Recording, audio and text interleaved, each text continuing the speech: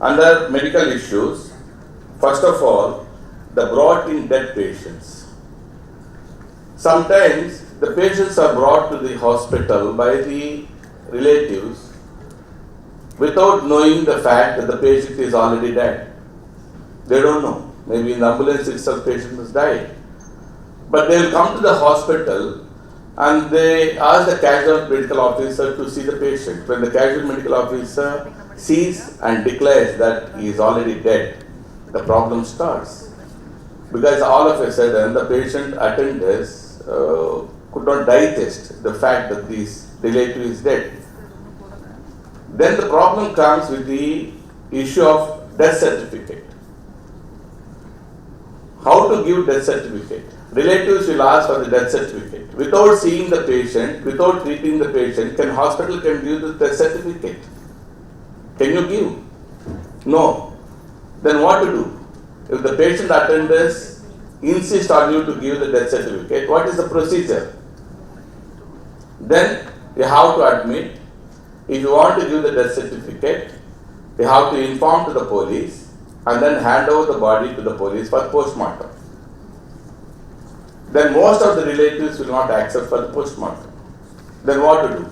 Then you have to refuse for the death certificate.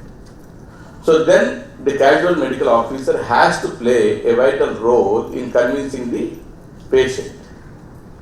If at all if they insist, you have to give the death certificate stating that the cause of death is not known, and then hand over the body to the police. Other one is critically ill patients.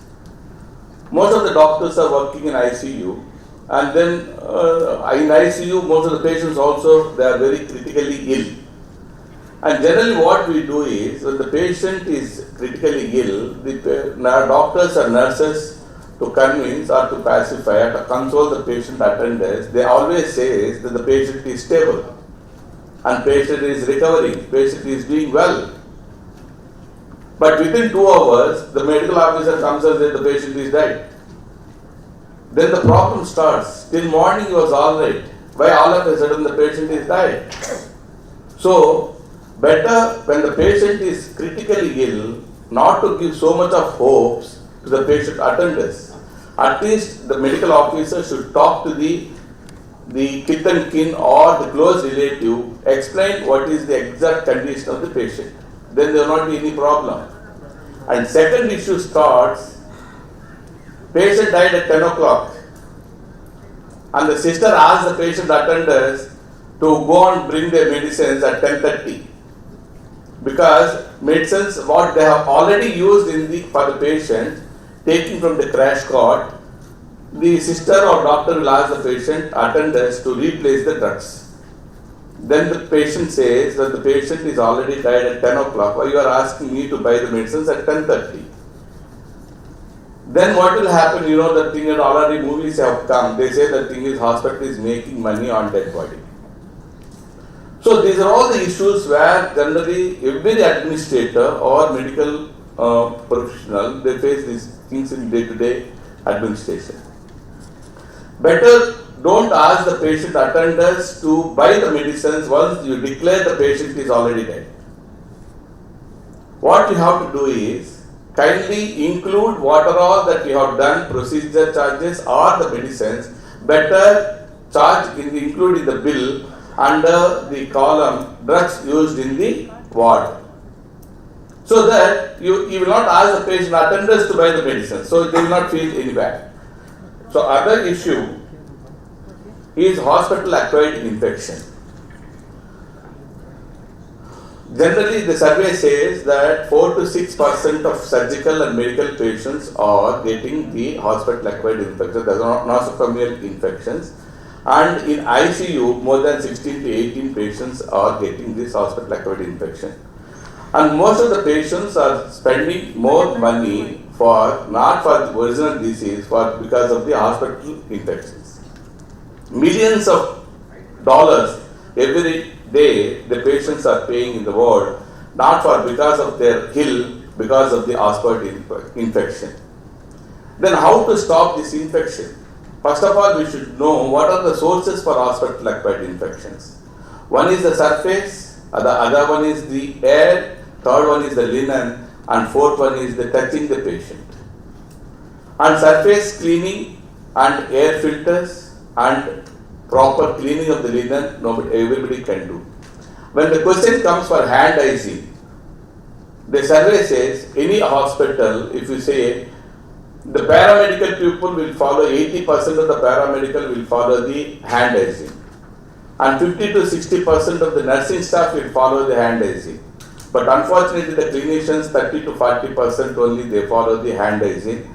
And before and after, if they want to wash their hands with some sterilium or something, to take 20 seconds for each wash, which they will avoid. So then the patient will get these infections. The other one is the medication errors. As Gyani sir and everyone they say the thing is medication errors. And one is the wrong medicine. Even if you give wrong medicine, wrong dosage it will be there. Suppose wrong medicine, right dosage, wrong time. Sometimes right medicine, right dosage, right time, but unfortunately the wrong patient. So then medication error starts. As you said, 5.2 million people or something like that, they are dying because of the medication errors. So what to do to avoid these medication errors? Better avoid the verbal instructions from the clinicians and insist on the capital letters for the prescriptions. Most of the prescriptions we don't understand. Only the pharmacist only can understand the clinician's prescriptions. Some doctors even they don't read even after when the patient goes back what he has written. So unfortunately the handwriting is so much. So it's better to insist on the capital letters for the prescriptions. And most of the look-like and sound-like medicines will be there in pharmacy and in the drugs. It's better to maintain the separate rack for these type of drugs like ketonol or ketamine or something like that. It's better to maintain the separate rack for this type of medicines. And redo tests. Sometimes we ask the patient to go for the redo, like lab test and X-ray test because we have misplaced the sample or the blood sample is light. So many reasons will be there. If you ask the adult for redo the test, they don't mind.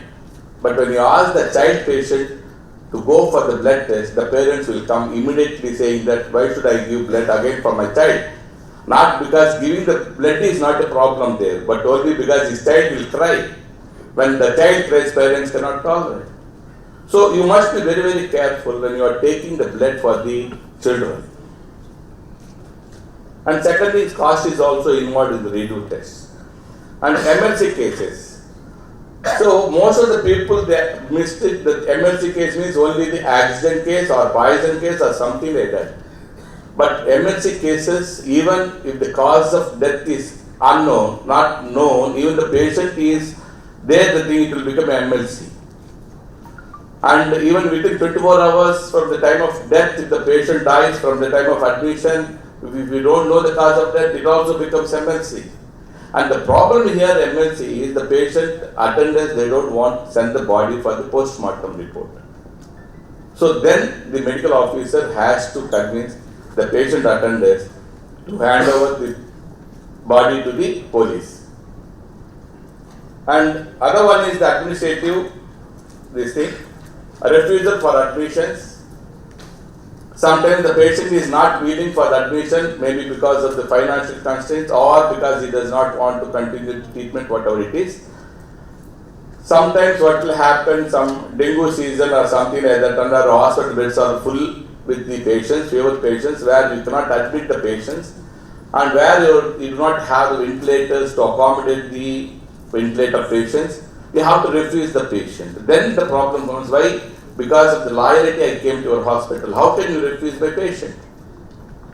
So it's better always keep like what we have done in our ICU, 32 beds, what we have done, we kept only 2 beds only for the emergency purpose. We don't keep more than 2 hours in that bed. Immediately we shift the patient to the respective wards or respective thing, or we do preliminary things and then we transfer the patient to some other hospital where the similar facilities are available. And second one is estimate cost of treatment. as per NABH standard, there is a standard that the thing is you should inform to the patient before what will be the cost of treatment.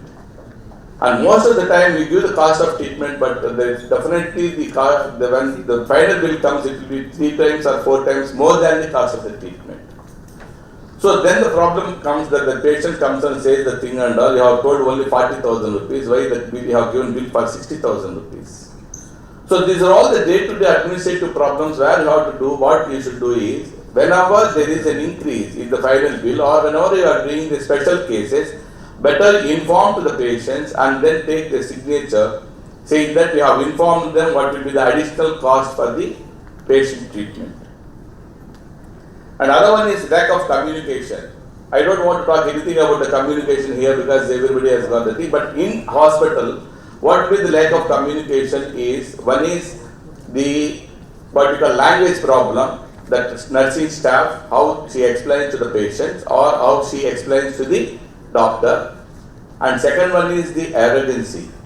Most of the time we get the complaints from the patients that your staff is very arrogant in explaining or in communicating the things. And third one is the ignoring. Even they ignore the communication. They don't tell the other staff or the handing over staff or something like what is to be done or what medicine she has given, all these things. So handing over and taking over, the communication, if there is lapse, then definitely it will reflect on the patient care. And absconding from the rooms. I think most of the hospitals will have experienced the thing and all.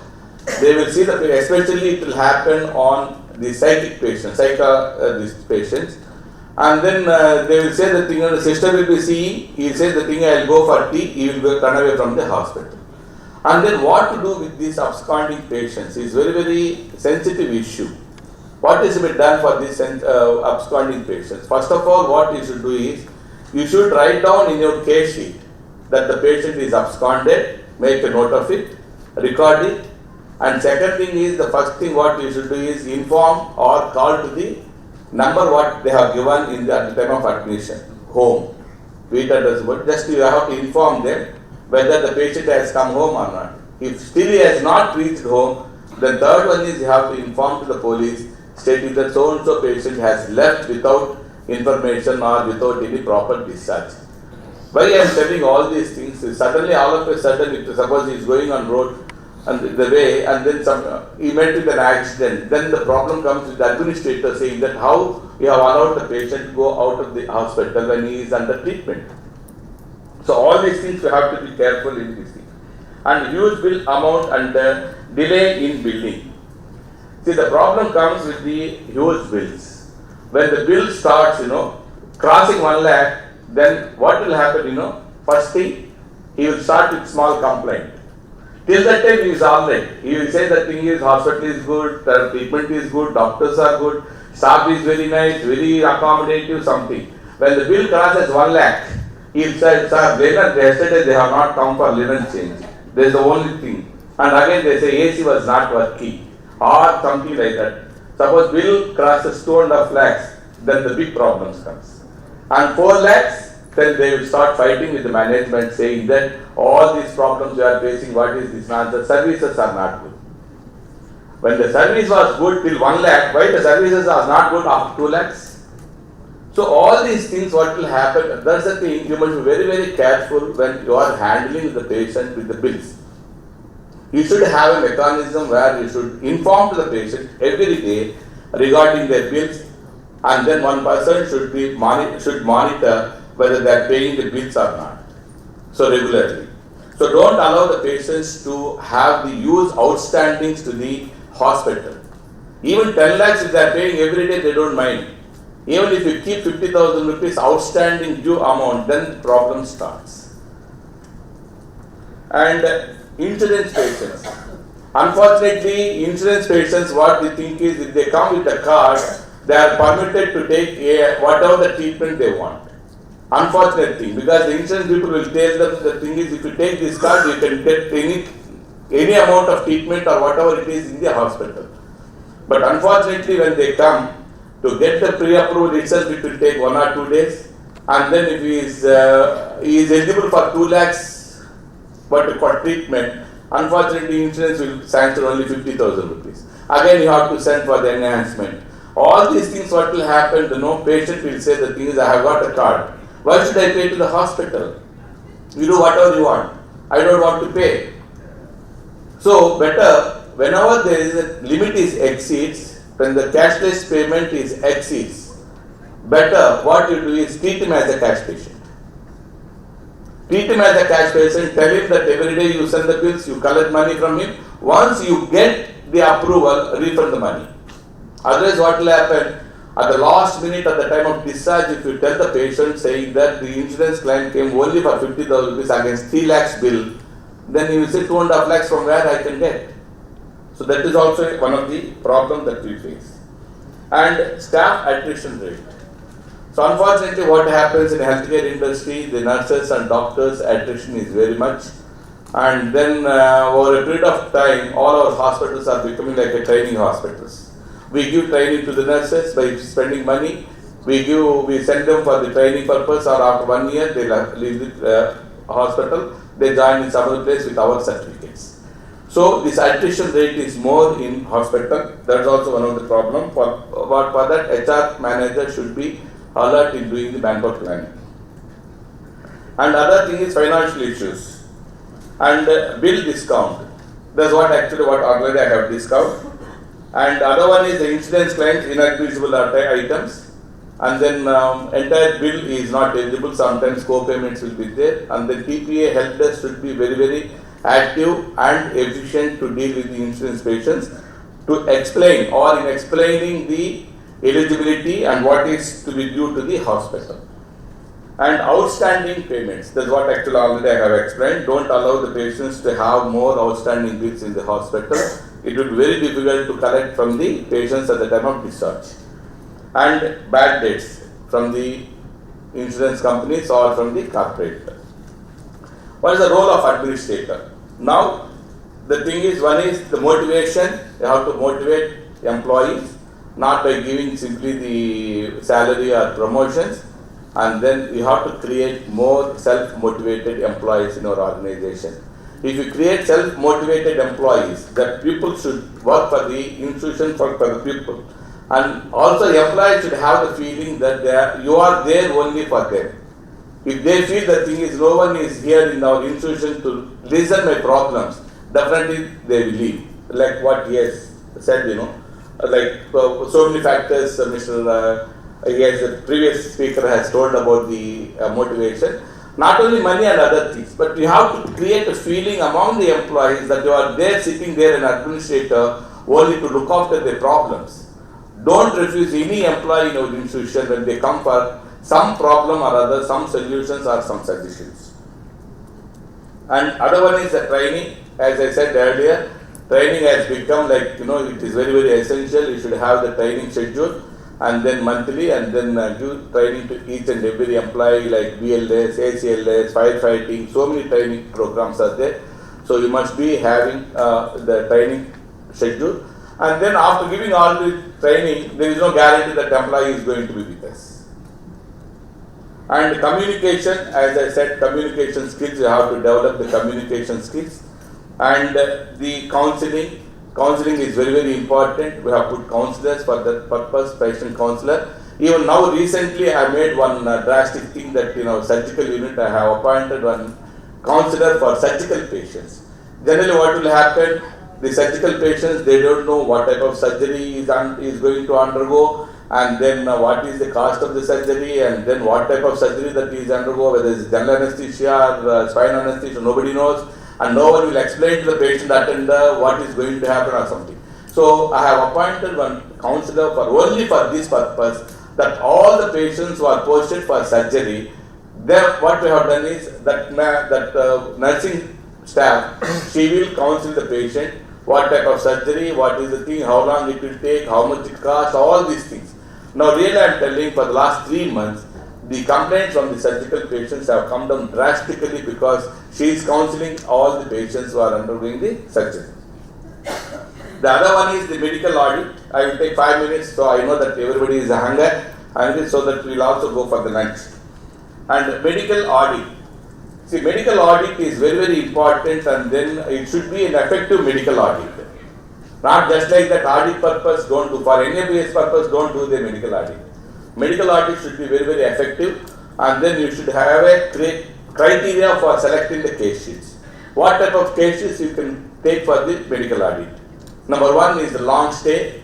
Who is staying in our hospital for more than 1 month or 2 months or 15 days, 20 days, and then who is paying huge amounts, or who is seen by many doctors. Why particular patient is seen by 7 consultants? You should take that case sheet for medical audit. Because why 7 consultants have seen? Why all 7 consultants are continuing to see the patient? Referral cases are different.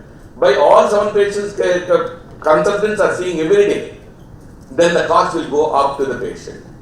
So you select the thing and all, and huge bills, wrong this thing, and then death cases. All of a sudden, if the patient dies, why these died thing and all. You take some criteria and then have the medical audit effectively. Not only audit, and kindly ask the person who is responsible for the thing and all, and then inquire and counsel them and then tell them the further how to improve these cases.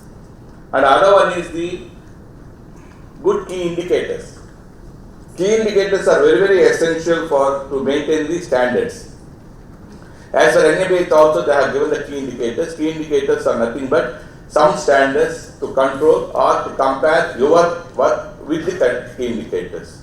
For example, turnaround time is there. How much time each patient will take to see the consultant, or how much time he is taking to get the blood test done, or how much time it takes for the whatever the X-ray or something. Turnaround time you can take, or something. What is the redo test? Also one of the key indicator, and all these things you can have. But unfortunately, most of the hospitals are accredited here. They think that the thing is once they pick the key indicator, that is enough. No. Once you achieve that key indicator, create your new key indicators. You keep on add the indicators to your indicators, new indicators to the, so that if you achieve 3 key indicators, you introduce 4th key indicator as per your experience, as per your this thing under day to day, so that you can keep on improving your efficiency. Like Kaizen, if you see Japan, every day they say the thing is Kaizen. Kaizen means it's a continuous improvement. I have improved yesterday, today I have not done anything. No, it should be continuous. The improvement should be continuous. And second one is to create effective committees. Like you was also talking about the committees. And 2 things I wanted to tell in a lighter way. The committee should not be like, somewhere I have read one definition for committee, where one man cannot take any decision, he will refer the case subject to the group of people, where all the group of people, they discuss on the subject and they decide that they could not do anything. That should not be a committee. Committee should be very, very effective. And most of the committees, what we do is, we waste hours to make minutes. Only thing is, we make minutes. What is the committee minutes? We spend 3.5 hours to make one draft, one pair of the minutes. So let us not have that type of committees. Committees should be very, very effective. And decision making. Decision making is very, very important for the administrators. Suppose you cannot say the thing is tomorrow I will come and solve the problem. And I have seen some of that means they switch off the phones after 5 o'clock. But I am sorry, whoever switch off their phone by after 5 o'clock, they are not supposed to be there. They are not fit for the administrators. Because sometimes the electricity, the cable will burst. You will get a call from the hospital. You can't say that tomorrow I will come and rectify the thing and all. So you have to solve the problems then and there. So whoever attends my phone, if you call, I am sorry to say, 24 hours it will be on. Night 2 o'clock I will take within second ring. If I am not taking third ring, that means something happened to my phone or I am not available next to the phone. 24 hours, 365 days, 33 years I am doing the same job for the last 33 years. I have not switched off my phone even one day. Because it is very, very emergency. You may get so many problems you will get as an administrator. And create a system. If you create a system will take care of the people. Whatever the policies you make, if you have not created the system, then monitoring will be very, very difficult. If you create a system, the flows goes through the systems. So what will happen? whoever comes in that position, he will take care of the system. Otherwise, what will happen? You have to tell each and everyone who comes this thing. Again, you have to tell them. You have to train them. No, you create a beautiful systems where there will not be anything, where we can give the quality and safe services to the patients. The system will take care of the organization.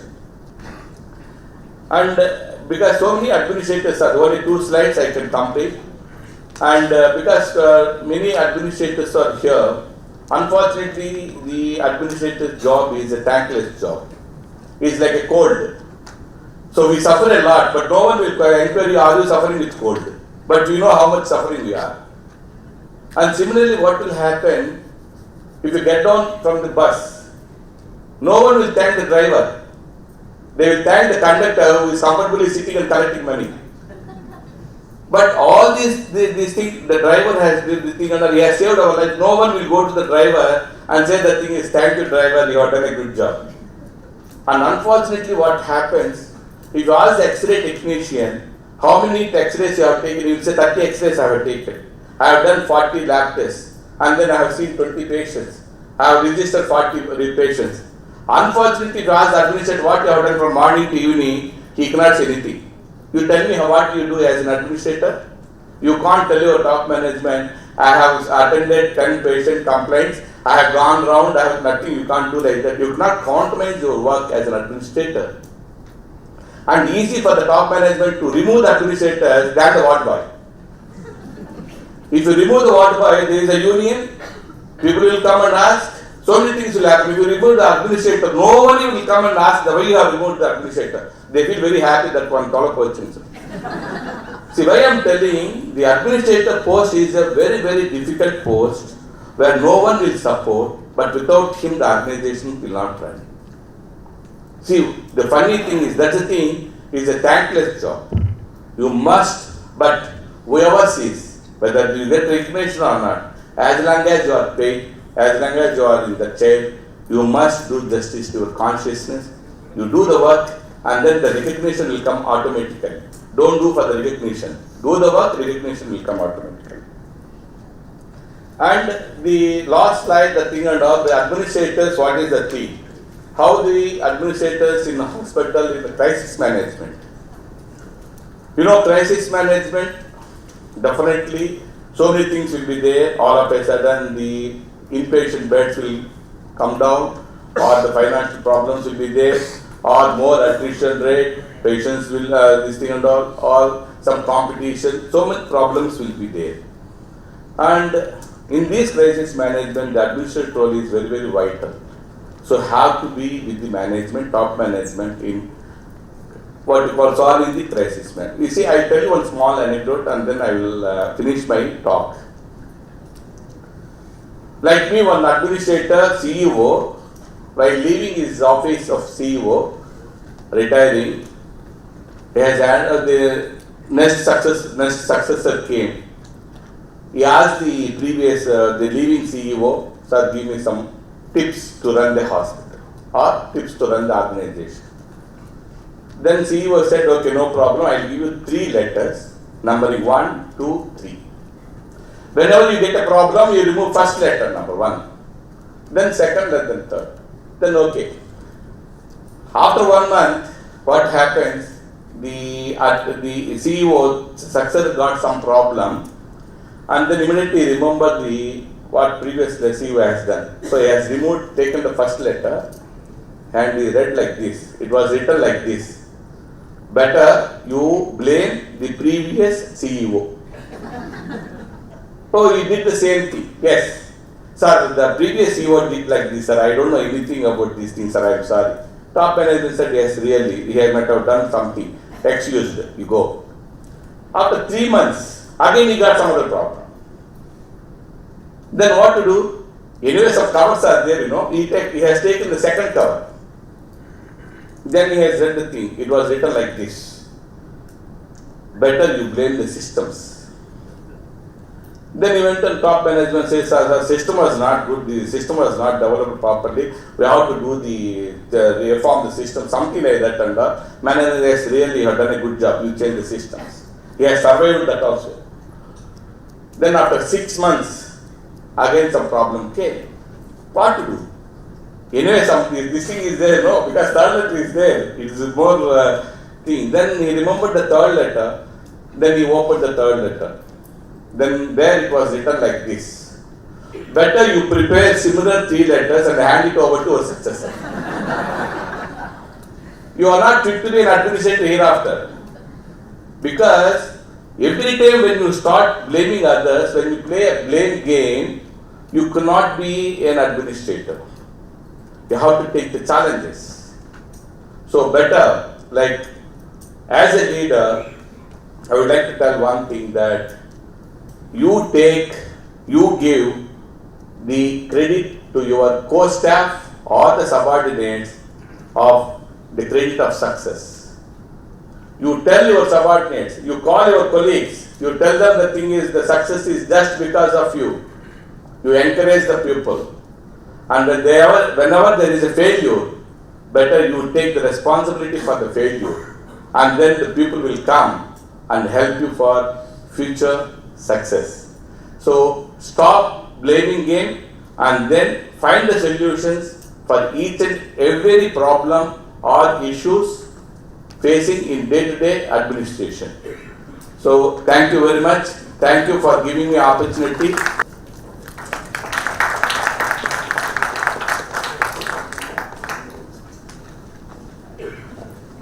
Thank you, sir.